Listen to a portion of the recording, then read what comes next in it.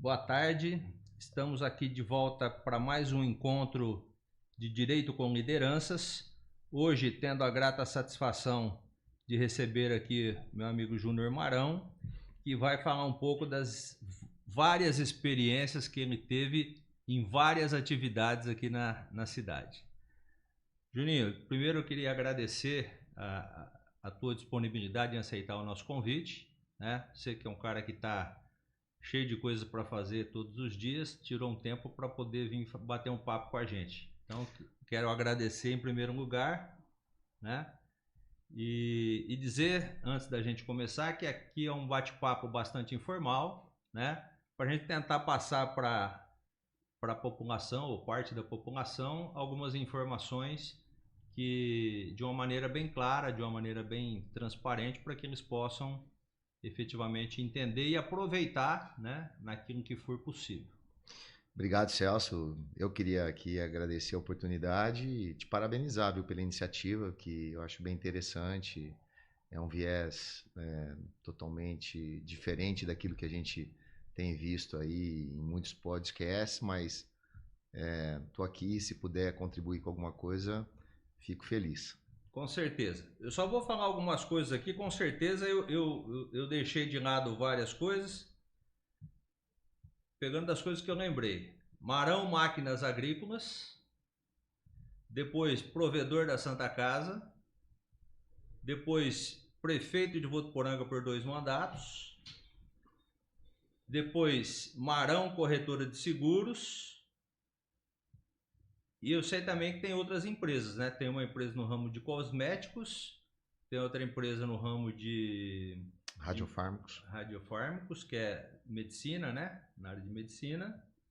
E você também é uma liderança regional, não só empresarial, mas também política, né? Então você atua em todos os campos da comunidade, vamos dizer assim. Eu acho que eu costumo dizer que, na verdade, a minha história justamente é como empresário, né? Eu acabei, faltou apenas uma menção que durante, como concessionário de máquinas agrícolas, eu fui presidente nacional dos concessionários Massa, da Associação dos Concessionários Massa, né? Em 2007, eu fui presidente da Associação dos Concessionários Massa do Brasil e foi muito importante. Depois disso, eu me afastei da presidência para acabar sair candidato a prefeito de Votuporanga. Mas a minha história toda é como empresário, mas por 8 anos aí, prefeito da cidade.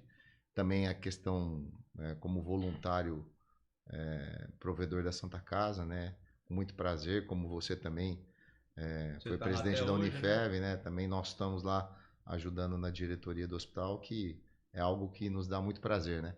Santa Casa mais nos ensina do que a gente possa contribuir algo. A gente brinca que na Santa Casa, quem não passou por lá ainda vai passar, né? É uma belíssima escola. Como administrar uma grande empresa sem recurso. Eu tive agora uma experiência com a minha mãe, que acabou falecendo, foi muito bem tratada na Santa Casa, meu tio, mesma coisa. Então é aquele negócio, todo mundo vai acabar passando pela Santa Casa, então todo mundo tem que ajudar desde cedo, eu costumo dizer, né? Eu dizia, né, quando eu era provedor, isso há 20 anos, né, porque eu assumi em 2003, quando a gente ia pedir recurso, né, seja de qualquer monta, falava, olha, Santa Casa é o único lugar, com certeza você terá que passar um dia, né? Única instituição, né? Espero que demore bastante, mas como visitante tudo bem, mas como paciente espero que demore. Não, embora seja um belo de um hospital, não é agradável ficar como paciente. Verdade. E para a gente, nós todos que estamos lá, é um prazer poder contribuir de alguma forma com o trabalho, né? Para que a Santa Casa melhore cada vez mais. Mas a sua história, além da parte voluntariado e empresarial, passa também pela parte política, né? Você foi prefeito por 8 anos de Votuporanga, uma situação onde Votuporanga deu né? Todo mundo reconhece, deu uma avançada gigante no cenário estadual e nacional. E a gente fica aqui imaginando, você falou que eu fui presidente da fundação por 3 anos, que mais ou menos algumas coisas a gente tem que seguir do setor público, né? Lei de licitações, aquela coisa toda. Eu fico imaginando 8 anos com o teu espírito de agilidade, que eu sei que você gosta de resolver as coisas rápido, tendo que administrar a legislação, né, pública, onde você quer fazer um negócio hoje, você demora 6 meses para poder fazer uma licitação. O que mais te incomodava e o que mais te atrapalhou durante os 8 anos em termos de legislação na função de prefeito, Juninho? Eu acho que essa burocracia ela é necessária, obviamente, dentro do poder público, coisas que de repente nós não somos muito acostumados no setor privado. Você tem que ter um pouco de paciência para saber que as coisas não acontecem na velocidade que você está acostumado, que você gostaria, e você tem que saber lidar com isso da melhor maneira possível. E aí eu costumo dizer que se você quiser ser mais célere dentro, dentro das suas ações para você conseguir um resultado aquilo que você espera, mais do que qualquer coisa, você tem que gastar um bom tempo para fazer um bom projeto, para você desenvolver todas as variáveis que existem dentro de um projeto que, para depois, dentro de um processo de licitação, ele não aconteça os questionamentos que são normais que de repente aconteça, que não exista, por exemplo, a parte jurídica para interferir, seja através de Tribunal de Contas, seja através do Ministério Público ou mesmo do Judiciário, fazendo com que haja travamentos nesse processo, ou mesmo na execução. Então, tudo isso, se você desenvolver um bom projeto, que seja bem elaborado, então que você debruce e gaste um pouco de tempo mais nesse bom projeto, provavelmente isso vai te ajudar depois nessas questões legais necessárias, né, burocráticas, para poder chegar no resultado o mais rápido possível. Então, essa era uma situação que a gente sempre estava atento. Tinha determinadas situações que aconteciam que a equipe tem que estar muito atenta, porque prazos são coisas que, se você não tiver atento, ela vai passando e você, se não tiver profissionais ali comprometidos para aquilo que efetivamente aconteça, dificilmente você consiga realizar o determinado projeto num tempo mais exíguo. Então, você tem que ficar muito atento a isso. E às vezes até, cara, eu falo assim, em algumas situações eu agi até fora da minha função como prefeito, né? Eu, de repente, estava muito presente ali para saber exatamente, não esperava as orientações ou mesmo os assuntos ou as determinações viessem dos setores responsáveis. Eu corria atrás e tomava iniciativa para saber se aquilo estava acontecendo, né? Eu sei que não é fácil, porque são muitas coisas e você não tem condição de ter tudo grande, isso, né, na sua cabeça ou mesmo anotando, mas era uma coisa que eu também estava muito preocupado. E aí tem duas situações, né? Você tem que, isso que você falou de fazer um bom projeto, evita reiniciar, né? Por conta de um travamento jurídico aí, até mesmo dos participantes que podem entrar com recurso, né? E evita uma responsabilidade que o administrador público acaba levando isso por conta da legislação, né? Sem dúvida. Aconteceram algumas coisas. Eu fui prefeito de 2009 e 2016. Depois da minha saída, já durante o meu mandato, eu acabei criando a controladoria, então isso é algo importante. Nós devemos ser hoje uma das poucas cidades desse tamanho a ter uma controladoria própria dentro do município, isso é muito importante. A própria criação da procuradoria, né, do município também acaba contribuindo, vamos dizer, na responsabilidade maior do prefeito, né, ali nas ações que desenvolve para poder evitar problemas no futuro. Então, hoje a prefeitura já tem situações mais concretas e menos, vamos dizer assim, vulneráveis a determinadas situações, né? Isso ajuda. Óbvio que aumenta mais, engessa mais o poder público, mas só que também evita possíveis problemas que o administrador, que aquele que foi eleito, possa ter junto às esferas judiciais, né? Ajuda o prefeito a administrar, né? E Sem eliminar dúvida, um pouco de risco. porque os grandes problemas, às vezes, não é nem pensando na lesão ao erário público. Tem muitos problemas de equívocos ou erros formais dentro de um processo de licitação, dentro de determinada situação, dentro da prefeitura, que possa levar o prefeito ou os secretários a uma ação civil pública, né? A um próprio inquérito que poderia, de repente, está sendo evitado, né? Você ter a controladoria lá dentro, isso ajuda muito, inclusive para apontamentos ou aprovação de contas, né? Pelo Tribunal de Contas do Estado. Com certeza.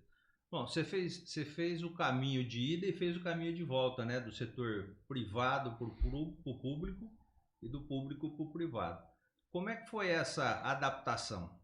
Porque você sai de um regime que é teoricamente ágil, onde você pode fazer tudo que não está proibido, né, na legislação, aí vai para um setor que você só pode fazer o que está permitido na legislação, que é uma situação bastante diferente. E depois faz o caminho inverso para ser reinserido, vamos dizer assim, na esfera particular, né?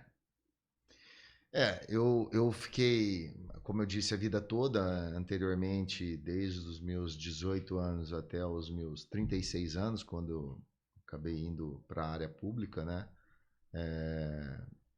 No setor privado, e depois eu fui para a área pública. Você leva, obviamente, e como você disse, né? Eu sou uma pessoa que gosto muito que as coisas aconteçam numa velocidade grande, tomar algumas atitudes. E o poder público, ele tem vários viés que são viés que você tem que estar muito atento. Então, a questão mesmo das leis, da forma que tem que ser regido toda a forma da administração, toda a questão burocrática. Existe a questão também do viés da aprovação e da relação com a Câmara Municipal, junto ao Tribunal de Contas do Estado. Existe uma participação forte da questão do Ministério Público em determinadas situações que eles fazem os questionamentos que são importantes, necessários. E tem, fora tudo isso, né, tem a preocupação, que é o principal, de você estar correspondendo ao pensamento e o desejo da população, né? Então, é algo bem diferente e bem complicado, comparando a iniciativa privada. Voltar depois, passar por 8 anos, de uma certa forma, 4 anos na Santa Casa, não é uma área pública, né? Porque a Santa Casa não é uma instituição pública, mas ela é uma instituição filantrópica de direito privado, mas com fins públicos, né?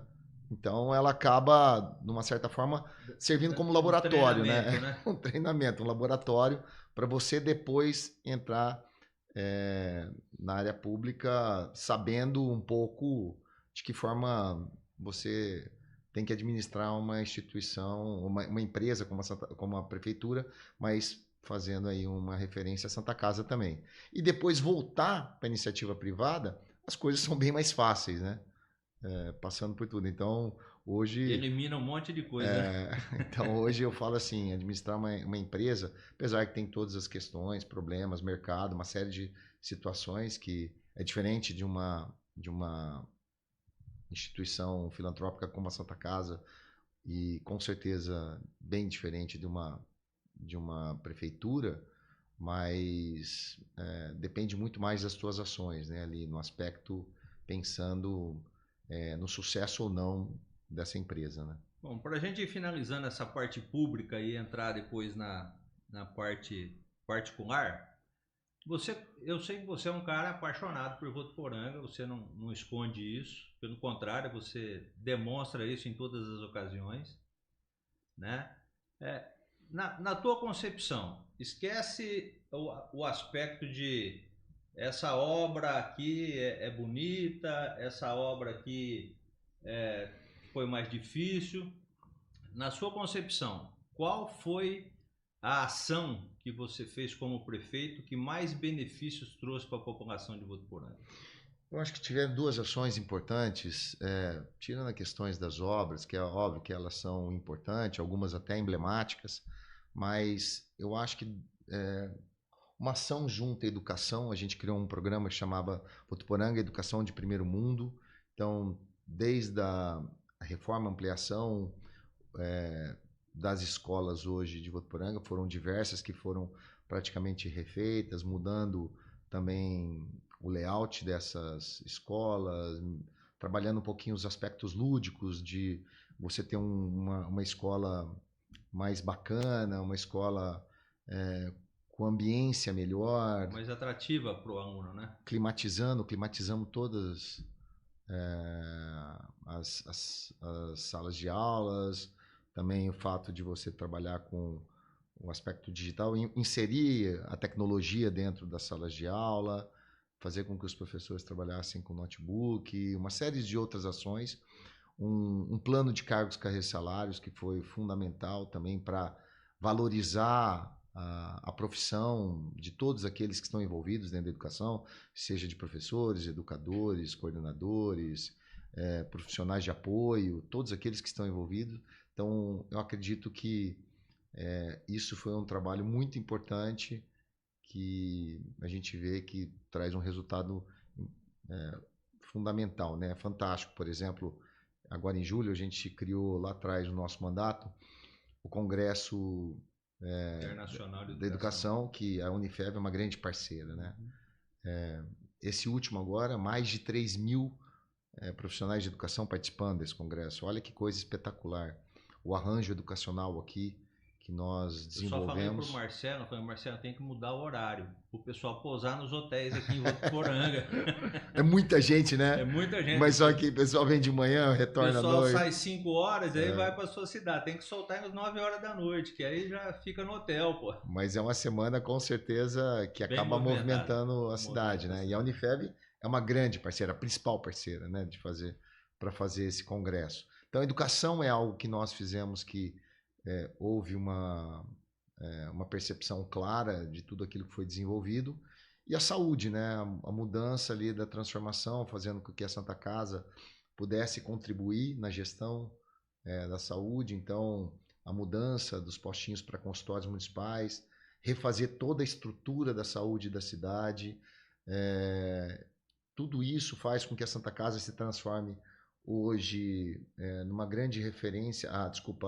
A cidade na área da saúde se transforma numa referência importante, junto à Santa Casa, fazendo essa gestão. Então, tudo isso acabou contribuindo. Com isso, a educação e saúde, que são dois pilares importantíssimos da sustentabilidade. Os dois principais pilares, né? E que você analisa o desenvolvimento humano, você faz com que a Santa Casa, você faz com que a cidade de Votuporanga hoje ocupe um lugar de destaque no Brasil como uma das melhores cidades. Inclusive agora, recentemente, sendo escolhida a cidade de melhor educação no país. Até o prefeito Jorge acabou divulgando. Mais uma vez a cidade ficou em primeiro lugar, 22ª no país, né? Mas saúde e educação são dois aspectos que acabam se destacando dentro dessa avaliação. E eu tive até a oportunidade, você também já deve ter escutado isso, de pessoas mudando para Votuporanga por conta da qualidade da saúde, do acesso à saúde. Sim. Né? Que às vezes em cidades até maiores do que a nossa, a pessoa não tem o acesso à saúde que tem aqui. E da Santa Casa eu sou um dos mais novos lá no voluntariado, mas eu costumo dizer o seguinte: antes de reclamar da Santa Casa, tem que fazer duas observações: o que era antes e o que é hoje, e o que nós temos hoje e as cidades vizinhas têm também, né? A Santa Casa, a gente sabe que a realidade das Santas Casas no Brasil é uma realidade muito ruim, né? Apesar que eu acho que nos últimos anos muitas devem devam ter melhorado por entender a importância da instituição. Acho que os próprios governos também começaram a se atentar que a Santa Casa não pode se transformar simplesmente naquela coitadinha que desenvolve um papel que eu considero fundamental, porque o Estado, se a Santa Casa não existisse, o Estado teria obrigatoriamente que estar aqui presente, atendendo as pessoas através de uma instituição pública, e a gente sabe que uma instituição pública, no atendimento da saúde, o custo dela é muito maior do que uma instituição filantrópica. Então, a Santa Casa, sem dúvida, ela passou por um processo grande de transformação e hoje ela acaba ajudando também no município. E se nós analisarmos aquilo que você disse, Celso, é duro porque a gente, quanto melhor está, quanto mais acontece as melhorias e a percepção também dessas melhorias, mais se exige, né? E tem que ser assim mesmo, óbvio que tem que ser assim, porque é evolução dentro de um processo. Mas a partir do momento que a gente faça uma comparação, aí sem dúvida pode ter certeza que nós estamos muito melhores e provavelmente a gente possa estar entre os melhores do Brasil no atendimento de saúde. Com certeza. Bom, agora vamos falar de projetos futuros. Todo mundo esperava que você seria o nosso candidato a deputado federal, você não foi. Dentro do cenário político, familiar e empresarial, quais são os seus projetos? Eu sei que você tem uma pessoa que te dá o maior apoio, que é teu irmão Carlinhos, né, em todos os sentidos, né? Eu também tenho um pouco disso, muita coisa que se não fosse meus irmãos eu também não poderia fazer. E você tem essa figura muito próxima de você. Eu acho até legal quando eu vou lá, vocês trabalham na mesma sala, né? E não brigam. A gente é engraçado porque acho que a questão da dor, ela acabou nos unindo muito, né? Porque perdemos nosso pai como muito jovens, né? Eu tinha 19, meu irmão 17 anos, a nossa mãe eu tinha 25, ele 23, então quando isso acontece na sua vida, né? A chance de você estar mais próximo e pelo fato que a gente vem de uma família que deixou para nós bens que efetivamente nós éramos obrigados a serem sócios, ou você se dá bem, ou você vai entrar num processo, na minha avaliação, de degradação, não só da questão material, mas também dos laços que te unem, né? Que a questão da irmandade. E nós temos algo que eu considero assim, que eu dou uma olhada assim, né? Vejo às vezes as pessoas mais próximas e tudo mais. Além de sermos irmãos, nós somos grandes amigos. Nós somos nossos melhores amigos, eu e ele, né? Nós nos damos muito bem, temos os mesmos gostos, viajamos sempre juntos, estamos juntos na mesma turma, então isso facilita.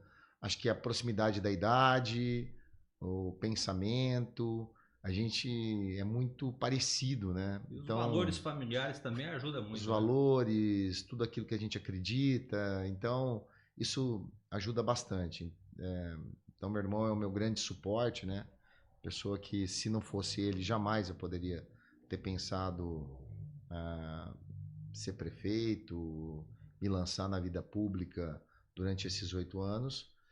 E, como você disse, a decisão de terminar o meu ciclo. Eu terminei meu ciclo, entendo como uma missão que foi cumprida nos 8 anos, mas muitos entendiam que eu poderia, porque saí bem avaliado.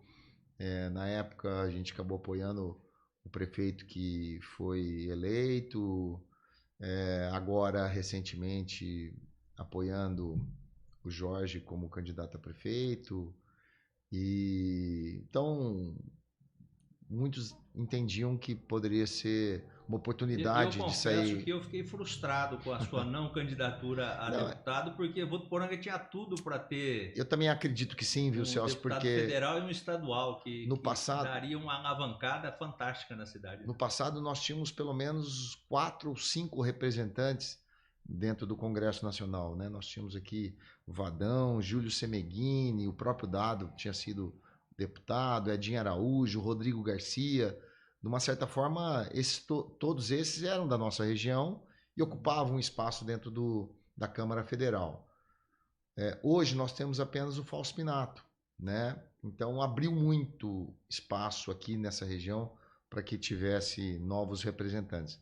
Mas foi uma decisão que eu tomei em conjunto com a minha esposa, né, juntamente com meus filhos, e essa decisão está muito ligado à questão familiar. Você estar junto com a sua família não tem preço, né?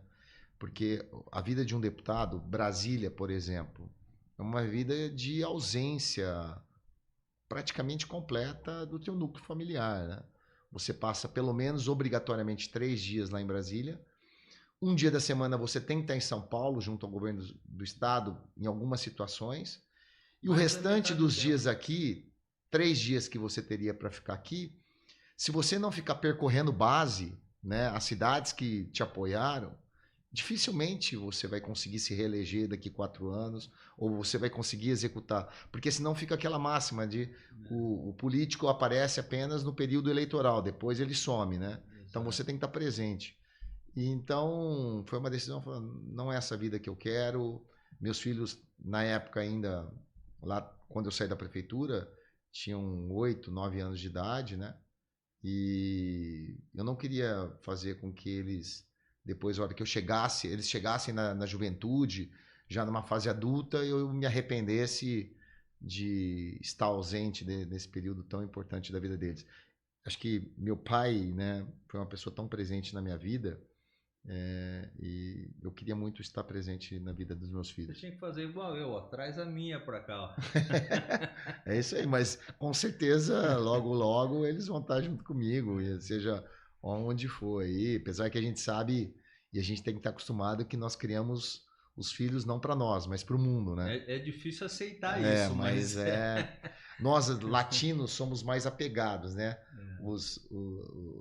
As pessoas que moram mais, acho que os americanos, os que moram mais na região norte, né, que são mais afastados dos trópicos aí, acho que são mais tem outro tipo de outra ligação, né? Juninho, para a gente caminhar para o final, porque a gente tem um espaço aí de aproximadamente meia hora para... como é que você administra? Eu falei que você já tem um elo muito forte com o Carlinhos e ele te ajuda muito, eu sei disso. Sim. Mas como é que você administra? Vocês têm, por exemplo, nós comentamos aqui a Amarão Corretora, que é uma empresa que dá um volume de trabalho bastante considerável, né? A questão da empresa de cosméticos e a farmacêutica, vamos dizer assim. Como é que você lida no teu dia a dia para participar da administração dessas empresas? A gente divide muito a responsabilidade, né? Eu e meu irmão ali. Meu irmão fica mais ligado, por exemplo, na corretora, ele está mais ligado aos negócios do negócio seguro, né? Nós temos também empreendimentos na área imobiliária, então ele também fica mais envolvido. Eu, como você disse, a gente é sócio de uma empresa de cosméticos, aí sou eu que sou mais ligado, né? Nós temos alguns outros sócios e eu faço parte do conselho. A gente fez uma fusão agora com uma empresa de São Paulo e eu fico dentro do conselho dessa empresa. E na de radiofármacos a gente tem uma empresa que ela tem várias plantas espalhadas pelo Brasil e eu também faço parte do conselho, né? Então sou eu que estou mais ligado a essas empresas. São empresas importantes, a gente tem uma participação acionária, nós não somos majoritários, nós temos uma participação menor, porém a gente está junto, né? Eu especialmente por causa das decisões que faz parte do conselho dessas empresas. Eu não tenho necessidade de ficar no dia a dia, né? Na execução, eu fico mais na parte estratégica das empresas dentro do conselho. Então, isso dá para a gente dividir bem as responsabilidades de cada um, né? E facilita. Porém, tudo que acontece, seja nessas empresas, ou seja na empresa na corretora, ou mesmo no nosso negócio na área imobiliária, ou mesmo do agronegócio, a gente toma as decisões em conjunto sempre, né? como a gente se respeita e nós temos confiança muito grande um no outro, as coisas fluem de uma forma tranquila. Tranquilo. Eu sou testemunha disso. Várias vezes a gente percebe lá, pelo pouco tempo que a gente vai lá de vez em quando, mas percebe que essa relação realmente é dessa forma. E muito importante, como a gente tem essa relação e esse respeito mútuo, né? As coisas ajudam bem, é mais fácil e a chance de acertar é maior, né? Com certeza. Bom, vamos voltar agora para a Santa Casa. Nós estamos lá com um leilão prestes a acontecer. É um evento importante para a Santa Casa, né? Em termos de arrecadação. Agora com formato, agora não, já há algum tempo com formato diferente, onde o dinheiro é aplicado num determinado ponto de melhoria da Santa Casa, né? A população toda já fica sabendo disso. Você, como embaixador da Santa Casa, eu queria abrir um espaço aqui para que você pudesse pedir para as pessoas que estão nos assistindo colaboração, explicar a importância disso para Votuporanga. Engraçado, porque a Santa Casa, ela não consegue, né? A gente sabe disso. Ela não consegue sobreviver apenas com os recursos que advêm do SUS, né? Então, são recursos, infelizmente, insuficientes para poder cobrir os procedimentos que lá são realizados.